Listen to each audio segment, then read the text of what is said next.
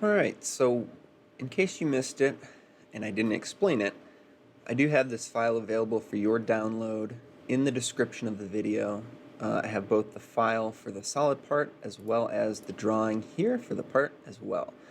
So, in case you haven't downloaded those, you want to download those and open them in Mastercam.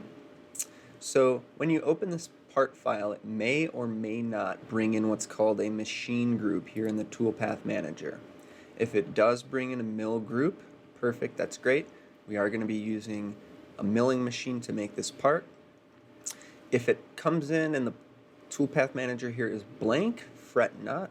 So we're going to go ahead and add a machine group and then define our stock, and that's going to be a critical step. So first thing you always want to do when you're setting up a new part in Mastercam is define a machine group.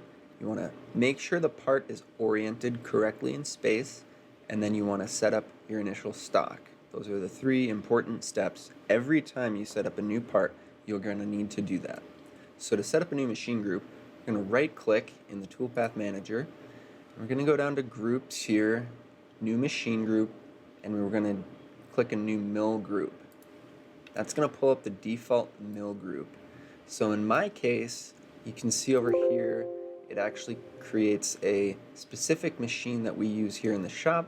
It's a Herco 3-axis VM10i machine. Yours will probably just come in as mill default. That is totally fine. So initially, this is going to pop up, and I'm going to go ahead and green check, single click, OK that, because I don't want to set up my stock quite yet.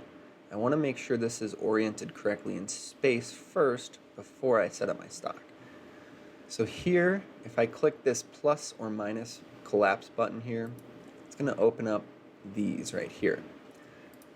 So if I single click on any of these, single left click, it's going to open that particular tab. So if I open stock setup, it's going to open the stock setup window here. If I open tool settings, it's tool settings here, and those are just the tabs here. It always does this. Just ignore that. Alright, so again, first we want to set this up correctly in space. Now if we look at this in the Cartesian workspace, right, in my current view, this looks great, this looks set up, but you'll notice that the XYZ axis here is facing a weird direction. Now, if you don't have what you see here with the lines and this gnomon in the center and this grid, you can turn those on by going into the View tab, Show Axes, Show Gnomons, and Show Grid. Alright, so I do like to have those open. When I'm working in Mastercam, I tend to have that available for me so that I can see kind of where I am in space. So if we look at this traditional Cartesian work view, now this is what we're actually going to get. So you can see our part is sort of standing up, which is not ideal for machining. If we look at this as a machinist's perspective, the goal of machining is going to be removing as much material in as few operations as possible. So if I'm standing up like this, there's really not much that I can do. If my tool is coming down like this, there's not a whole lot of machining features that I can access. So we want to make sure that our part is transformed and rotated so that it looks like this. So we'll go ahead and select our part. We'll go to the Transform tab.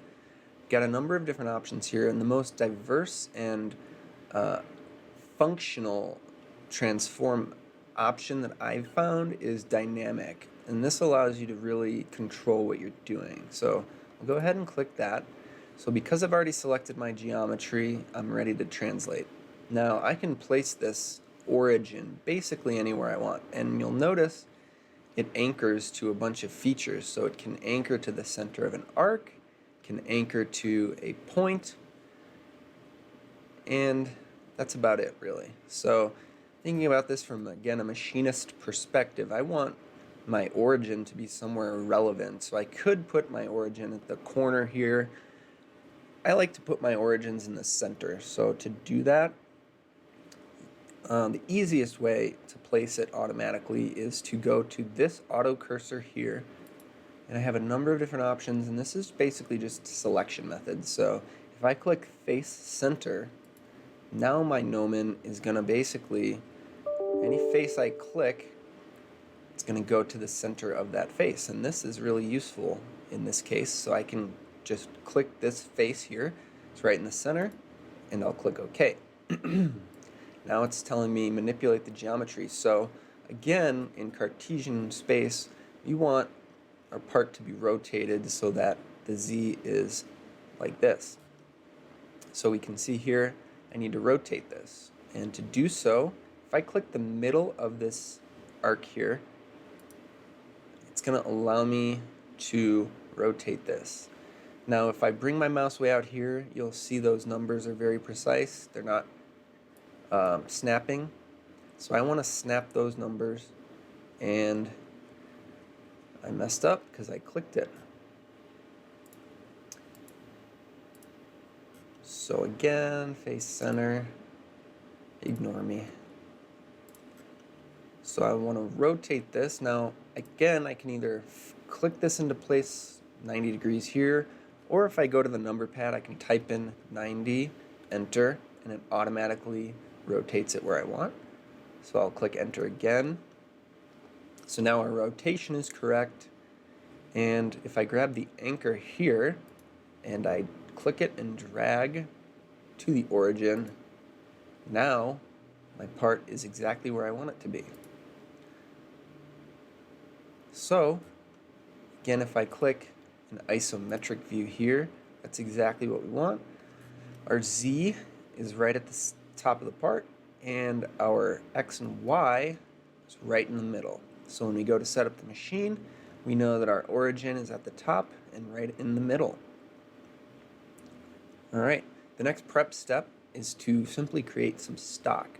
So if I go to stock setup here, there's a couple of ways you can define stock. If you know how big the piece is that you're going to be cutting from, you could just type that in manually and create some stock.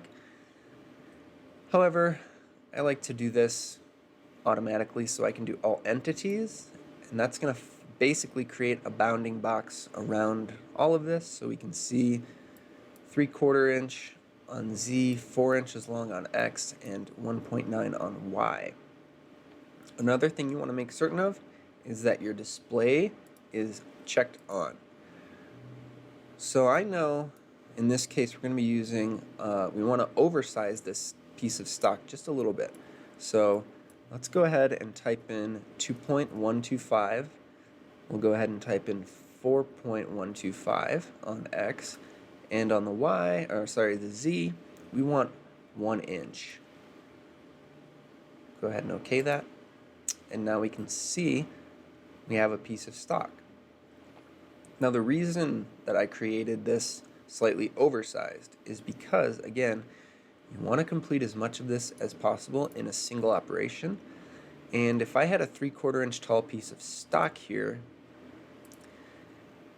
I wouldn't be able to machine all the way to the bottom of this part because the stock is as tall as the final part.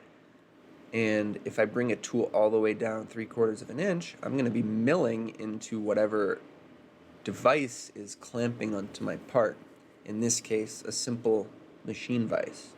So this extra 1/4 inch of stock on the bottom here is going to allow me to clamp onto up to 1/4 of an inch of material at the base here. In reality, I'm probably going to clamp onto 1/8 of an inch or less with our particular vices. So that's something to keep in mind.